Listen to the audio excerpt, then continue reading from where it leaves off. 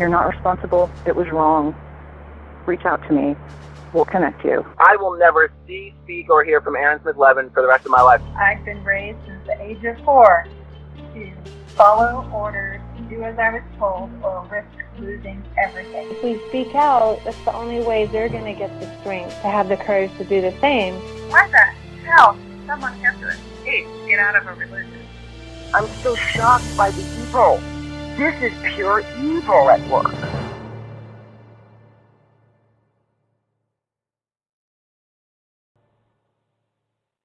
All right, welcome to Come Get Some Extra Scientology.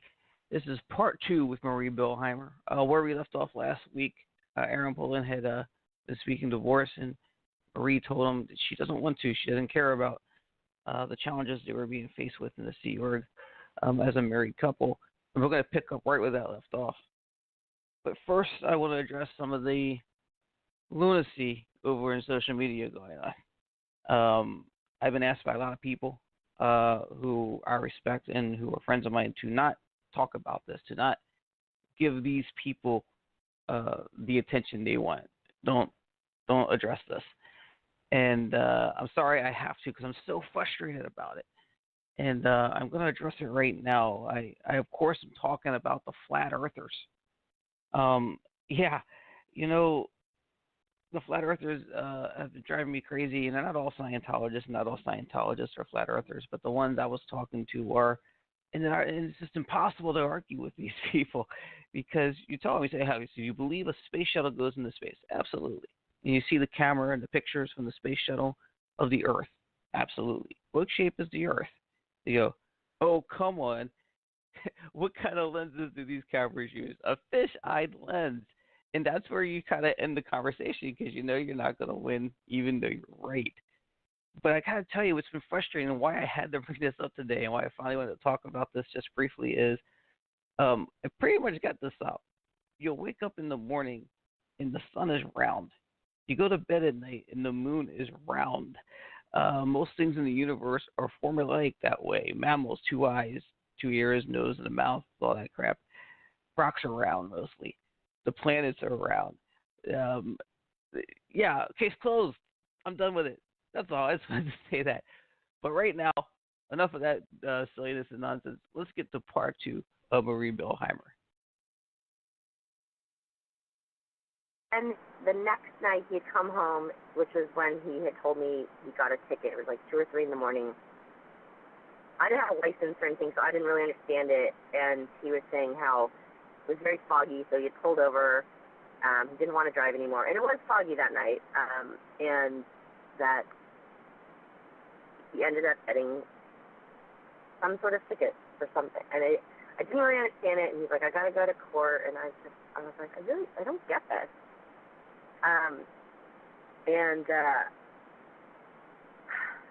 Then we were separated for a little bit, and we would see each other here and there, and then he comes home one night, and I said, you know what, we can move.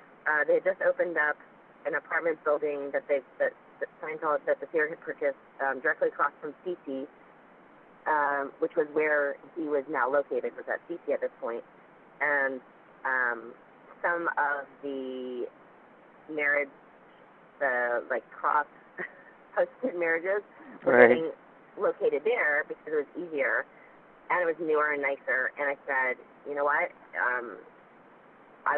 that's fine. We can move there. It'll be easier for you. I can be the one having to take, the shuttle back and forth.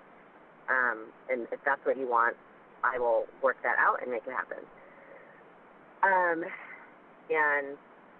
he was like, you know what, no, it's okay. Don't worry about it. You know what, but today I realized it's just my ethics, and I do love you. And he had said, I have to go back to post. We are doing an all-hands, and do you have, he wanted to have had a couple bucks or a little bit of money so he could get, like, a soda or something. And I'm like, I'm sorry, payday's tomorrow, and I need to go in session, and I need the money to buy food to get sessionable. Wow. Money's too tight for a soda right now at this point. Yeah. And I needed it to go in session. I had to get food Right. my own food to be sectionable, and I couldn't give him a couple bucks. And he got that, and he's like, yeah, I get it. Okay, cool. And he was doing something at our dresser, and I'm pretty sure he was standing there writing his notes. Oh, wow. Before you continue, it sounds to me like he was trying to, that when he asked you for a divorce, that he wasn't necessarily unhappy with the marriage. He was trying to unload the burden from you. I don't know. Maybe. That's what it sounds like. I don't know. Okay. Yeah. So then he kissed me goodbye, and he laughed, and I went to sleep. The next morning, it was probably the only time it had ever happened. I forgot to put my rings back on. I took them off for some reason to put some lotion on or something, and I just forgot to put them on. I run out the door. I run down the stairs, literally feet from him, and ran to piss.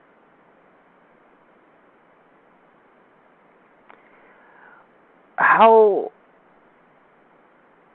we talked about this on Aftermath, but how do you go from hearing about this to back to post? How does that even happen? And I'm not criticizing you for doing it. I mean, I understand what happened. But what is it going through your mind, and how do you find yourself doing that and not losing it right there and then? I think that my mind was very messed up because I started kind of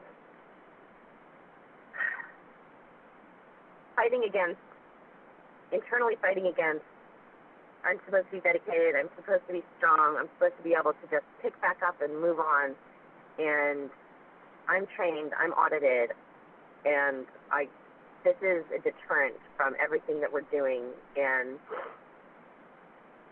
there's like, you create all these reasons why in your head to enforce why it was wrong and what you're doing is right.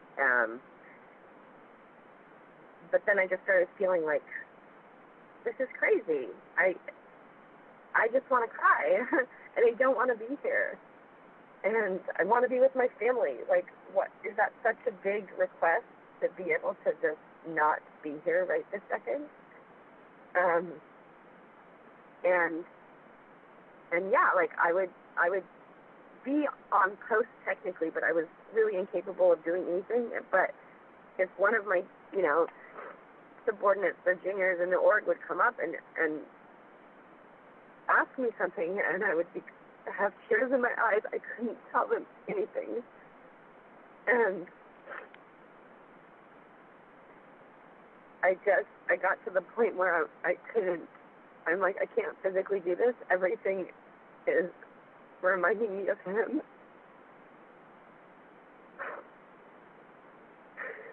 And they said, well, we can send you to Anza, we can send you to Australia, we can send you anywhere in the world so that you are in a different location so you're not reminded of Aaron. And I'm like, but all of my family is here, so I need my family. Well, that's a load of bullshit. How is that gonna? Nothing's gonna make you forget about your husband. They actually try to push that on you. They wanted to relocate you so that you could forget and bury yourself in your work. Yeah. Wow. And I could even go. They said you can even go to a Class 5 org if you want to, and still be a steward member, and we'll post you in a Class 5 org somewhere. Wow. But those options only led to back at Tax Base, where I was even more reminded of him. And so I didn't want to leave LA, and I didn't want to be posted somewhere that I would be reminded of him. And so Kirsten at OSINT said, do you feel that you should leave? And if you do, that is fine, and that's what we'll do. And I said, yes, I think that I should. But what you don't understand is that even if that conversation took place with her, everybody else that's involved instantly turns to the ethics side of it and treats you like it's called ethics particle. You might as well just be your files and your pieces of paper. Like, you as a person aren't considered. And neither was Aaron, right? No, and my DRNR, the ethics person in my org, would come up and say things to me, and I would just look at her and say, you never will know what I'm going through, and I don't care what you're saying to me. I don't care. You'll never know. And I was switched from the counseling, and which wasn't working anyways, and immediately onto the interrogation aspect of leaving the theater. So normally when you leave, you get what's called a leaving staff spec check or security check. And I think there's a set list of questions that it's supposed to be about, like, anything you've done in the fjord, any crimes or overts you've committed, so that when you leave, you are, you have a clean slate. And sometimes you might even just decide to stay if you get through that because you've come clean and you're like, oh, I'm a better person now. I've gotten things off. So, but mine was specifically about Aaron and anything I had done to him or missed about him, or any crimes or overs associated with him. You're so bad for just being married to someone and losing them. That's what it comes. That's what it comes out like. Yeah. Why would? And all right. Go ahead. And you missed things. You missed it. It enforces that I missed it. Marita, you were kept from your husband. You were never around him. You were constantly told what a screw-up he was. They wanted you to leave him, but it's your fault. It's unbelievable. Yeah. Well, and that they never are to blame. Never. Those are the things that action enforces that he was wrong, he was bad, I missed it, I had my own mutual ethics with him, and the cause of this was never Scientology or the Stewart. So according to ethics, according to Scientology, there was something about you. Like, they're basically saying he did it because of you. Am I wrong by saying that? Is that what they're saying?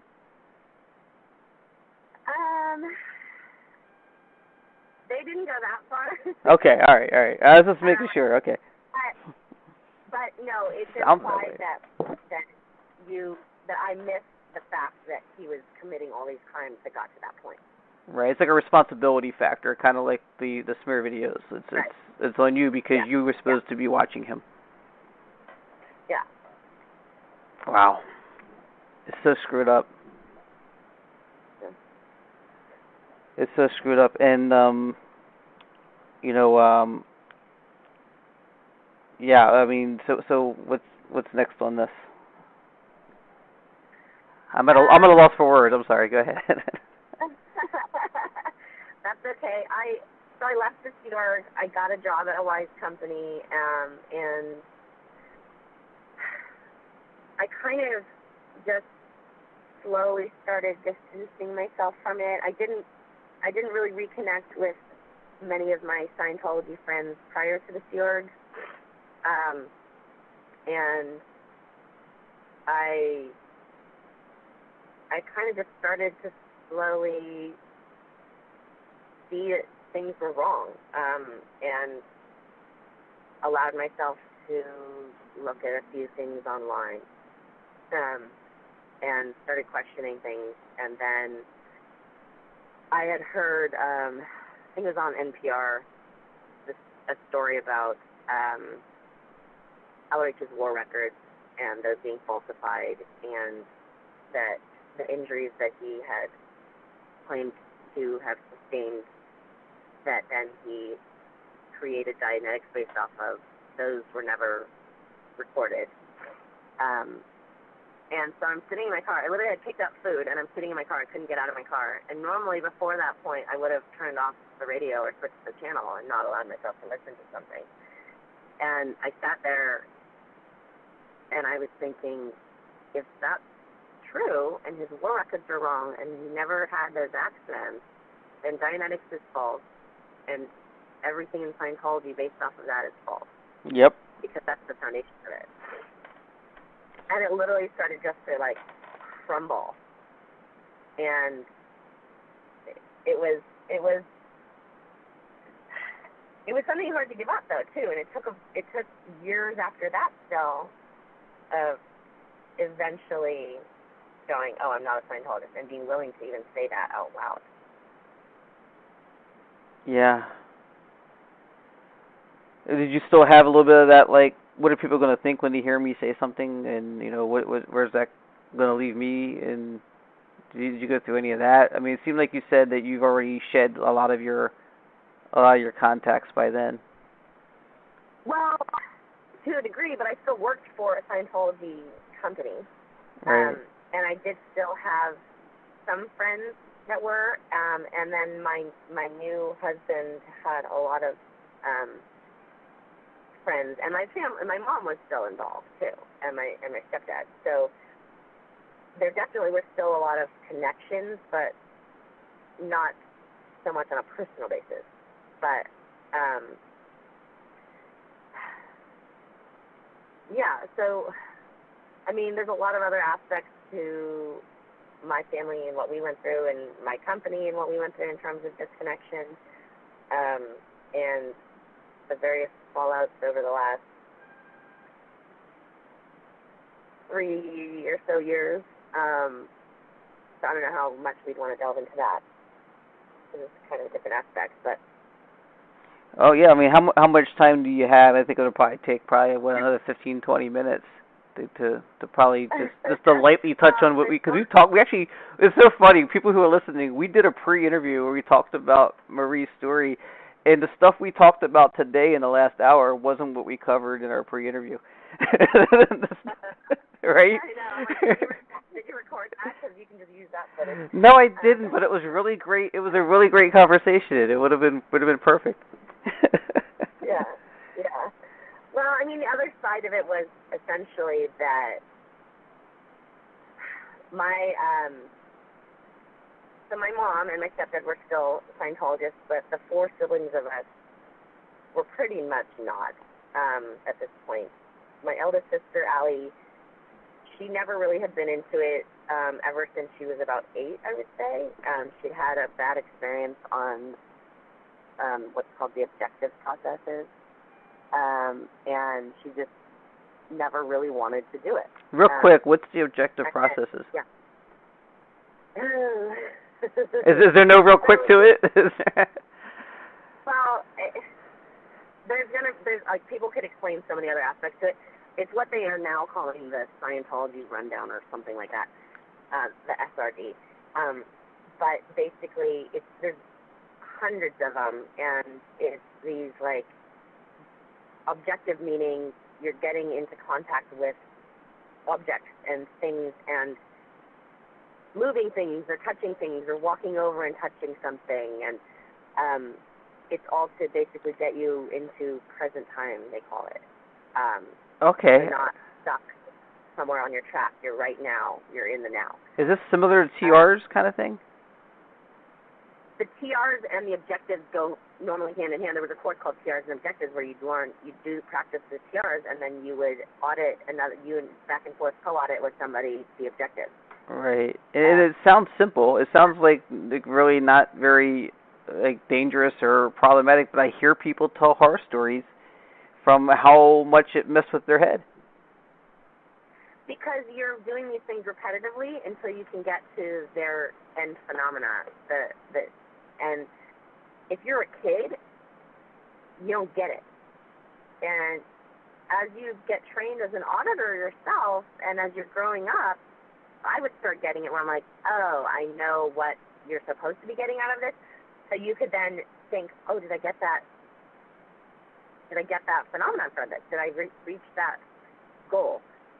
especially if you're an auditor, because you kind of already you have both sides, so you know what you're working towards. So as an auditor receiving those processes, it's a little bit easier for you. But as an 8-year-old child who hasn't had any of the training, then you're not going to instantly come up with whatever this idea the LRH developed as what you should be getting out of walking back and forth between walls and touching things.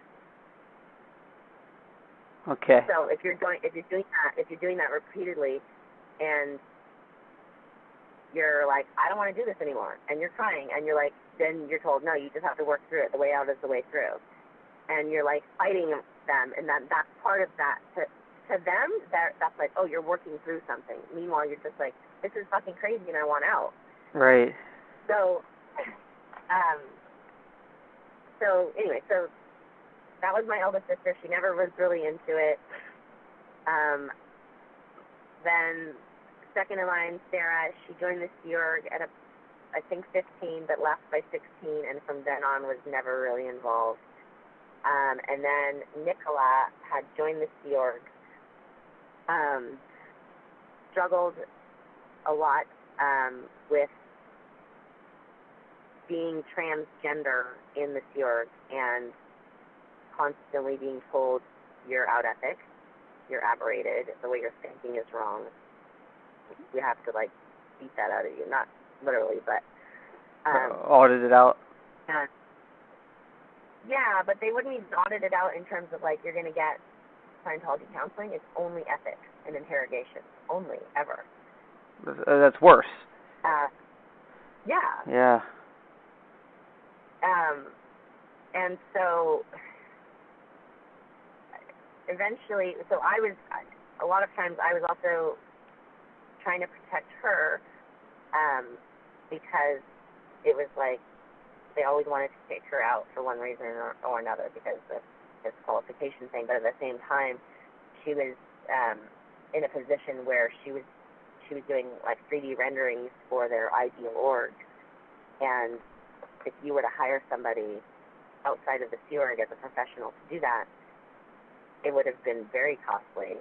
And so it's sort of like her worth, because of her worth for that, she was able to stay there. But when Aaron passed away, and she was connected with our family, she was also kicked out because of her because of her qualifications, and having had been suicidal herself in the Sea Org, which they didn't communicate to the rest of my family. I'm assuming that they did to my parents, but my parents were Scientologists, so they wouldn't look at it in any other way than Scientology. But my other sisters, not knowing, didn't know that this is a person that needed as much help as she might have, you know? Mm-hmm.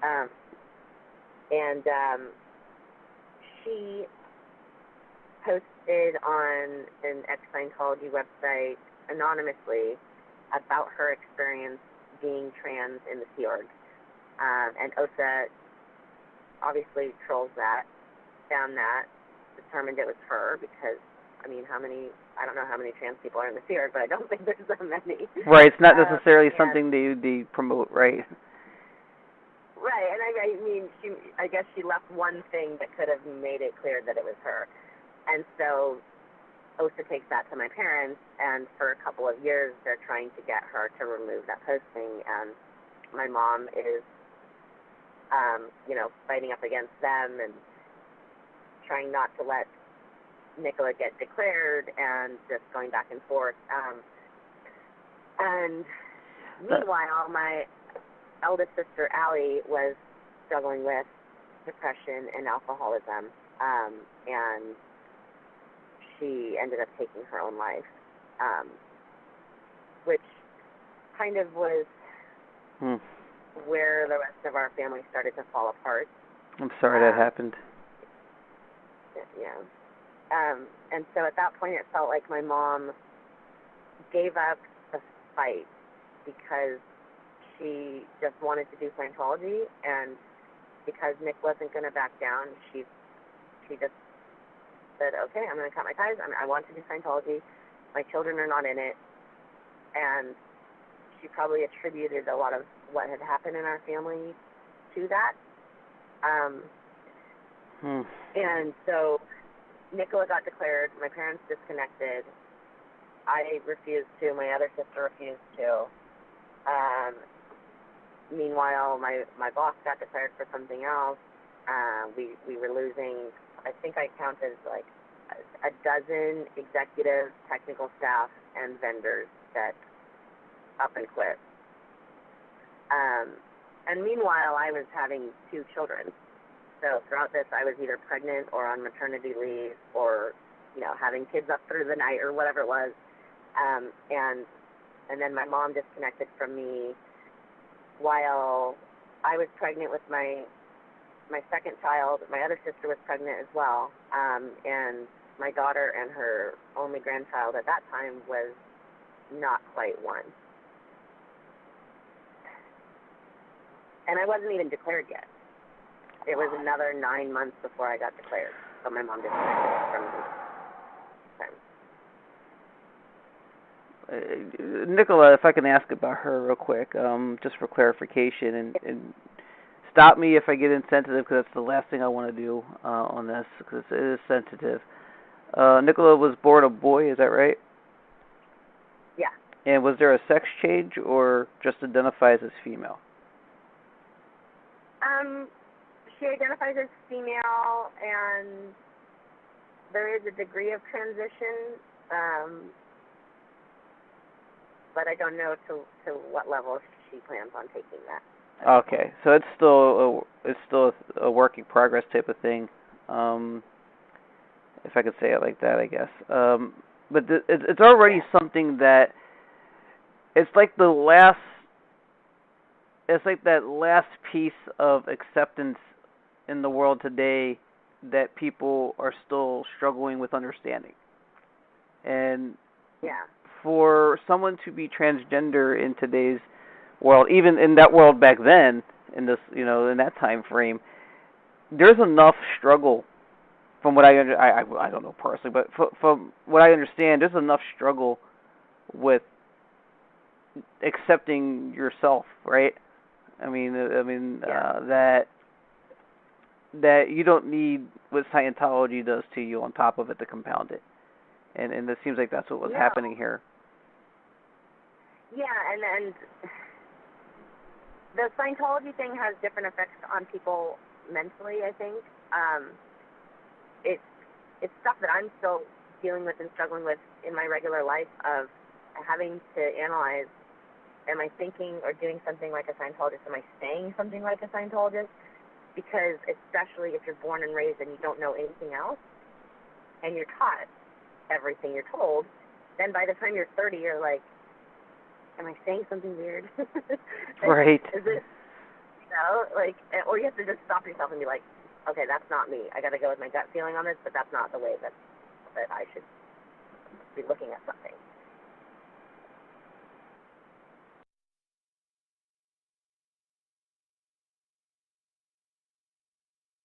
I just sometimes have to think before I do something, or think before I say something. Because even if people are accepting of it, it's very hard to explain something. Right. So I said, I was talking about my son with my neighbor, and he was saying, you could get him into acting or whatever, and I was explaining that, he can really mimic, and he picks up on tunes, and he gets the melody, and he can really imitate things very well. But in Scientology, you call that duplication level. And so I said, and I thought about it, and I'm like, these 2 words are just regular English words, so I think you'll get what I'm saying. And I said, yeah, he has really good duplication level. And he turned and looked at me blankly, and I'm like, and I looked at him, and I'm like, is that a Scientology thing? He's like, yes, that was a Scientology thing. Right. Like, okay. And then it took me 5 minutes to try to explain what it actually means in Scientology. So. Oh man. Yeah. And also, you just don't want to feel like people are looking at you as like, oh, you're this delicate cult survivor, right? And kind of treat you as kid gloves. Yeah, I kind of find myself dealing with that, where I want to make sure that I'm sensitive to what you've all been through, but at the same time, I don't want to get too comfortable because then you start forgetting too at the same time. You know what I mean? It's kind of a balance for me, delicate balance. Yeah, but also, like, okay, so just for an example, with one of the producers for the Aftermath show, she was a little bit too sensitive to it, where I'd be like, come on, I'm not a mental charity case. Like, you can... You don't want to be treated differently, right? Oh, yeah. Like, yeah, we've been through all these things and they were super shitty, but you can still just, you don't have to talk to me like I'm very delicate, you know? Right. And, you know, you've built a life for yourself. You have a family, and things are going pretty good right now. Is that right? Yeah. I have my kids. I have my 3-year-old daughter, and my son is a little over a year and a half. So Good. Things have been pretty intense. Right. How do they feel about all this attention that you're getting? They don't know anything about it. Are you serious? You just sort of keeping them out of it? Well, they're so young. I mean, the only thing is, like, my daughter has started recently asking me, who's your mom? Where's your mommy? So that's been a little challenging. Because she knows, you know, she has a grandma, and she says, is Grandma your mom? And I said, no, that's Daddy's mom. And I hadn't quite come up with an acceptable answer that I felt comfortable with, but that wasn't too weird to tell a 3-year-old, right? Right. So, are you hoping by the time you have to explain that maybe something will change? I'm hoping something will change all the time, and I'm trying to figure out ways to actually contact my mom, because I've called her and I've texted her, but my phone number's blocked. So, yeah, I feel like she wants to be with her children and she wants to be with her grandchildren, and she's so stuck there. And, you know, sometimes I just think about her and I'm like, I don't even know what kind of mental torture she's going through, because if I speak even to you, she could get pulled back in for something because her daughter keeps saying things publicly. So in her mind, and they'll make sure she thinks this way probably, but in her mind, by having this conversation and any other media conversation, you're farther hurting her. Yeah, and because I did speak out on the level that I did, they can then use that to go, oh, look at everything in your family and your life. Marie obviously was the SP the whole time, and she's like hiding in the shadows and you didn't even know it. So that's the answer, and now your life is going to be happy that you're disconnected from her. Oh. It's been suggested to me sometimes that these people don't want to do the videos that they do, that they're being persuaded to. And I'm sure, again, there's some to that extent, too, they're being turned against you. Like, look what she's doing. Look what she's doing. The best thing you can do for yourself is have this video made. Yeah, well, you wouldn't really have a choice to say no. Right. Because if you say no, they're going to investigate you. And the same as with me and Aaron, how they would assume that I have mutual ethics. If my mom didn't go against me, then she would have mutual ethics with me. So she wouldn't have a choice. Yeah, it's like Aaron's mom. It's real easy to get mad at Aaron's mom, and I get mad at Aaron's mom when I see that video. Like, it was Marie's fault. Marie is supposed to take care of him. Where was she? And I'm going, well, she was kept away from him most of the time. She was told he was dirt. And where were you? You're his mother. I have a daughter. When she's 40, I'm going to be there for her. And what you don't understand about that is that she was in the fjord with us that whole time. And I think... Well, we never did anything together as a family with the Poulins, and she probably saw him, I want to say, maybe 3 to 5 times on a personal basis, and even the 5 would be a stretch in the 5-6 years we were there. And any birthday, Christmas, Mother's Day, anything like that, I would ask Aaron, do you want me to get something for your mom, or do you want to get, do you want to get a present, do you want to whatever? And then I would put it together, bring it over to her desk, and drop it off for her before I got to post. And she wouldn't be there yet. There would be no interaction, but I was the one taking those steps to be like, she's your mom. Like, we have to do something for her on these days, right? Right. That's the natural reaction. That's yes, right.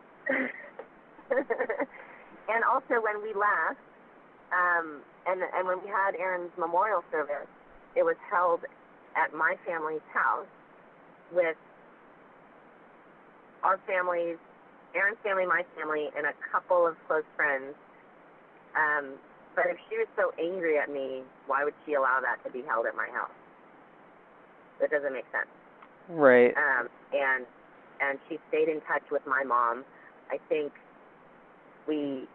one of my family members sold her husband a computer so he could get on his feet and get a job, and it was sort of like we were still all kind of interacting and doing things as a family, and she never expressed any animosity or anger towards me ever.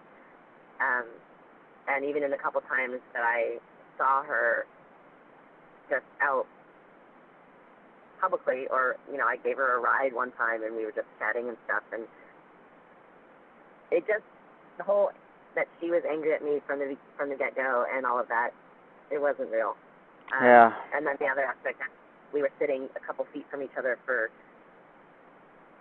weeks or months doing our ethics programs and reading books and things in order to leave. And she never even said a word to me or asked me, what happened in your relationship? What happened with Aaron? What happened with my son? Tell me anything. Nothing. She never asked me a single question. And we were sitting there the whole time. It's surreal. It's really surreal. I don't know how to address what he got the ticket for, because I feel like it's important, but it's not. You know what I mean? Well, and it wasn't a part of the story for me for a long time, because by the time I found that ticket was while I was emptying out our room to turn it from our married dorm into a standard secure dorm for multiple people to live in. So I'm transitioning our room for other people to live in, and wow, that was a weird experience in itself. And so I'm going through all of his stuff with one of my friends, and it's like you're going through someone who passed away. You're getting rid of his stuff because he's gone. And then out of his sock drawer, I pull this out, and I'm like, okay, this is obviously a ticket. And then I'm looking at it, and I just see in one of the main lines it says prostitution. And at that point in the mindset and in the Scientology mindset that I was in, I just didn't need to know anymore. I just felt like I was so beaten down and not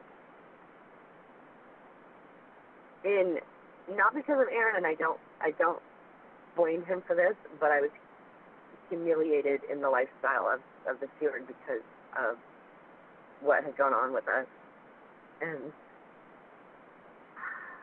I just kind of, at that point, I didn't even care because he wasn't there, so there was nothing I could do about it. So it just was like, what more is it? It doesn't matter. He's not even here, so it doesn't matter. So I didn't ever look into it, but it was something I would think about every once in a while and go, I wonder what that really was. And so when I was doing the story with Tony, even when I was talking to him, it wasn't at the forefront of my mind because it wasn't everything that had gone on. It wasn't that. And right. So when Tony looked into it for me and told me what it meant in terms of what side of the prostitution it was, that Aaron was prostituting. It wasn't that he was picking up a prostitute. He was the prostitute.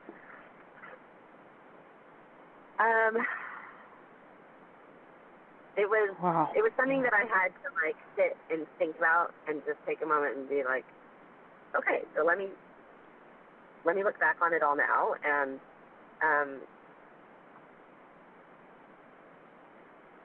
Yeah, I don't know. It happens, but I feel there were reasons he was trapped, and there were reasons he couldn't leave, and he obviously needed some sort of outlet for that. Right. And I don't want to assume.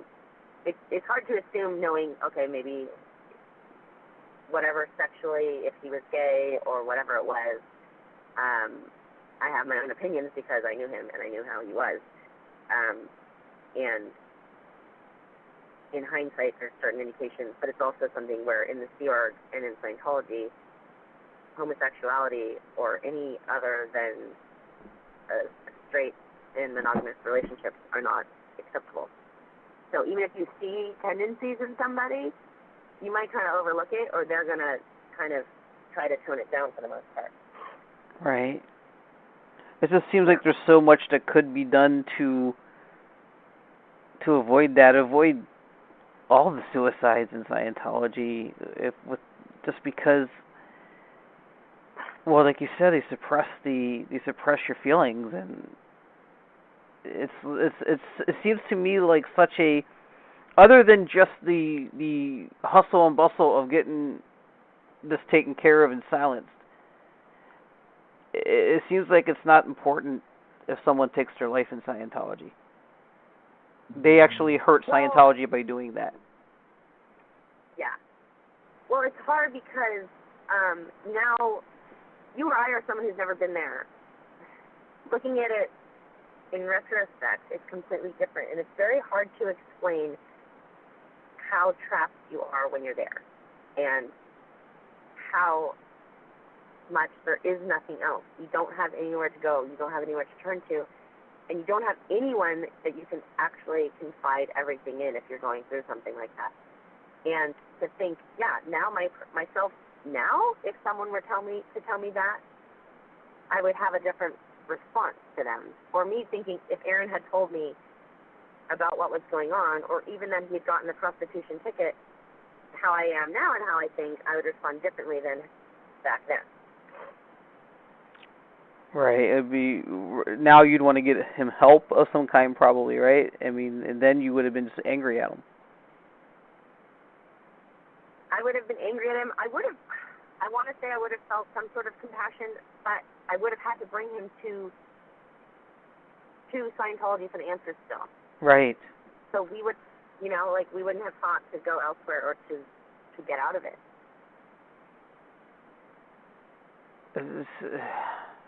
It's kind of so unfair to you that it happened that way, Marie. I'm sorry about that.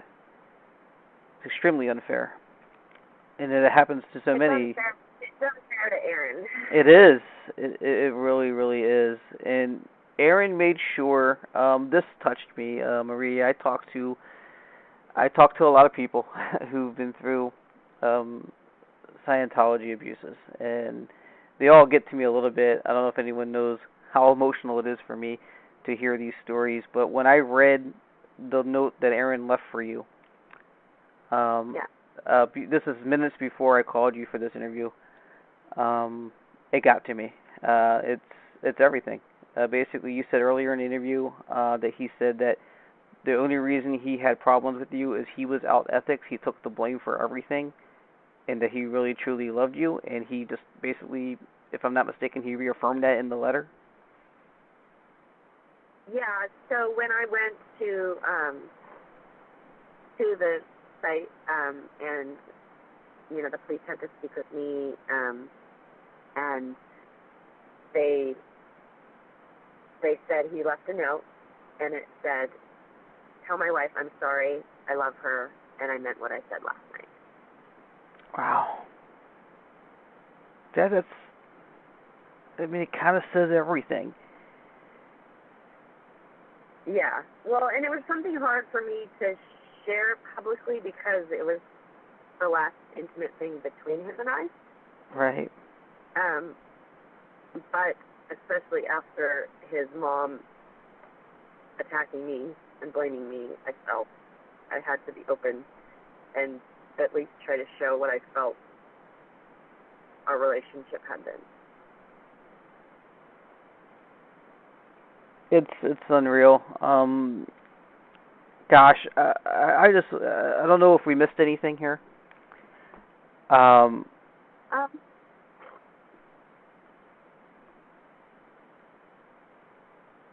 Anything you can think of? I don't. I was thinking of something just a second ago, and then I started crying. So. Oh. I'm so sorry. Okay. No, they wouldn't let you cry then, so you get it out now, right? I mean, just. Yeah, I know. It just floods. Well, so the only other thing I was going to say is that, regardless of, the aftermath of the aftermath and the situation with my family continuing, I have shared all of this so that Aaron does have a memory and he didn't lose it for nothing, that someone else can hear it and be saved from the same situation. God, I hope so. I really hope so. When I do these interviews and I talk to you guys, I talk to you guys a lot outside the interviews, but the thing I take, when I say, and be careful how I say this, but I take joy in what I do because I feel like I'm helping people by letting them tell their stories on this platform, along with all the other platforms. Yeah. I feel like I'm helping and I feel like I'm doing good, but I also, a lot of times, I feel bad doing these interviews because I know when you're talking about the worst times in your life, you're reliving it as you tell it. So I have so much respect and appreciation for you coming on here and telling this story, Marie. Sure, thank you. Yeah, it's something, it's I'm gonna have those emotions for a long time, and you should. I mean, it's your feelings. It's your truth, right? I mean, yeah. There's no use suppressing that. Yeah. As long as I can share the truth, and that's all there is. Well, I do hope it's helpful. I really, really do hope so. And what I do, I think we're pretty much closing up and wrapping up the interview here. At the end, if you don't mind, we have a little fun. We do something called 10 questions. Some crazy, silly questions. Yeah, we get the tears out and have a little laugh or two. Some might be serious, so if you're not comfortable with a question, you can pass. So here we go, 10 questions with Marie Bilheimer. Am I saying your name right, Bilheimer? Yeah. Okay, good. All right, 10 questions. Number 1, you've been all over the place. East Coast or West Coast? West Coast. You live West Coast, but sometimes you just live, but you do prefer West Coast. Yeah. Okay. I think. I need to get out there and check it out. I think I have more support for this show, and I think I have more friends online from out west than I do in my own backyard. It's so weird. Well, most of my East Coast experience was at Flag in the Fjord, other than a couple trips to New York. That'll hurt. Yeah, I got you. Number 2, this is kind of funny because whenever I go to Subway and I make a sub, I say I want light mayonnaise because I don't want a lot of mayonnaise. But they end up giving me diet mayonnaise. But number 2, let me ask you, what's the right amount of mayo? I like a decent amount of mayo. You like your mayo. Okay, good. Okay. All right, number 3, true or false? Now, we know there's been people, a lot of brave, a lot of outspoken people speak out about Scientology going back to the 80s, in the 70s. I mean, you go back to Paulette Cooper. But true or false, Aftermath is the best thing that happened in the fight against Scientology to date? I think true. It's just brought so much attention that wasn't there. It's so more mainstream. I think winning that award was huge for just confirming and just validating it. Yeah. Well, and excuse me. The first season was why I came forward. The first season was why probably everyone in the second season said, okay, now I feel like I can and I need to say something. It's amazing. It's so much. You do know the first season, I think I told you, the first season of the Aftermath, the first episodes would inspire this podcast. Yeah. That and John Alex Wood. John Alex Wood can take full credit for this anti-Scientology podcast if he wants. Number 4, you can't use honey. So what's the answer here? You catch more flies with. I don't know. You can't use honey? I just made this stuff, I know. Okay. I don't know. Oh, like there's these little sticky window things. Okay. With fly traps. Okay. Let's go with that. All right, number 5. Is pro wrestling a sport? Pro wrestling? Yeah. Yeah, sure. Sure. Okay. We're just having fun. Number 6. Can you say anything nice about David Miscavige? No. No. I don't think I've ever got a yes on that. What's that? I said simple answer no. Simple answer no. There's a longer answer to that, I imagine. A lot of longer answers. Number 7, true or false? Sauerkraut. True. Okay, you like sauerkraut. Okay. Number 8. Who wrote the Book of Love? Who? Well, I don't know. The song, you know. All right. That's a silly question. I was looking for a silly answer. Thanks a lot, Marie. Number 9. I'm sorry. Number 9. Water, air, or ground?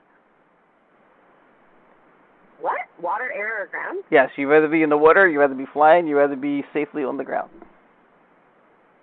I think water is good. Water's good. All right. And number 10, I always leave wide open any messages for family and friends, any messages for people listening that may be helpful to them about all the things we spoke about today.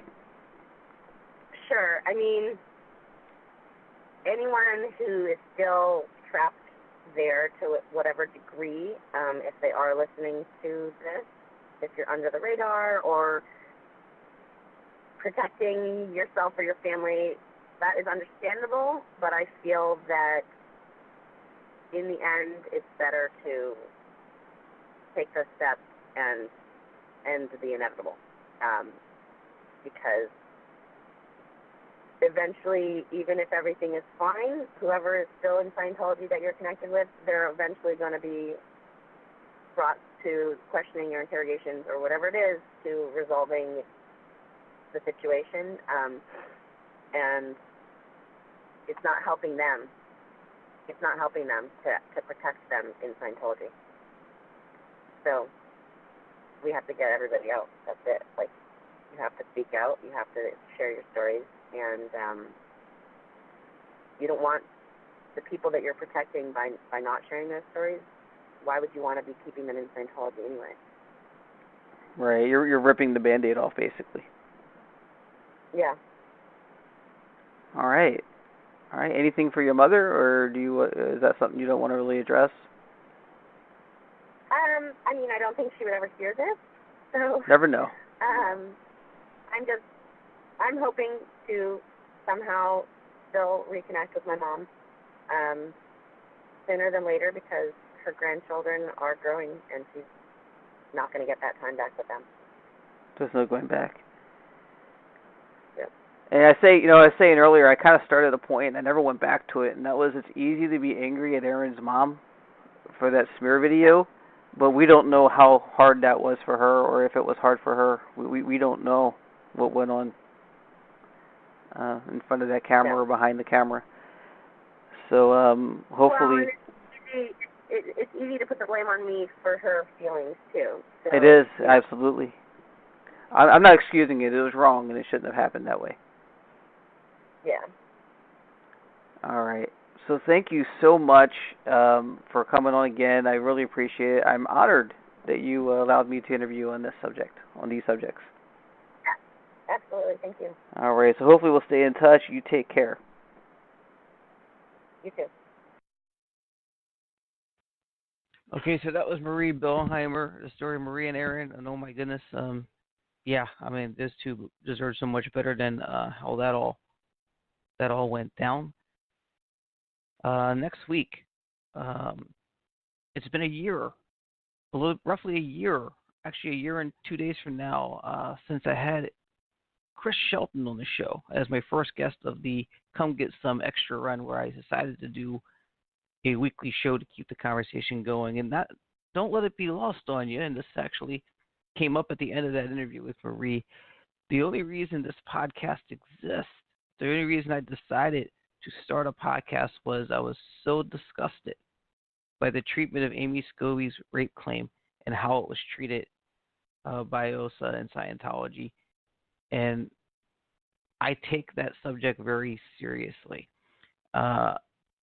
Moving on from that, of course, next week, Chris and I will talk about a bunch of stuff. As you know, Chris and I can basically go off the rails sometimes and start talking about things and maybe change the subject and come back around. It's a good conversation. You should come back for it next week. Until then, stay connected, and that about sums it up. You have been listening to Come Get Some Extra on Blog Talk Radio, iTunes, YouTube, and many other streaming services where available. As always, stay connected, and that about sums it up.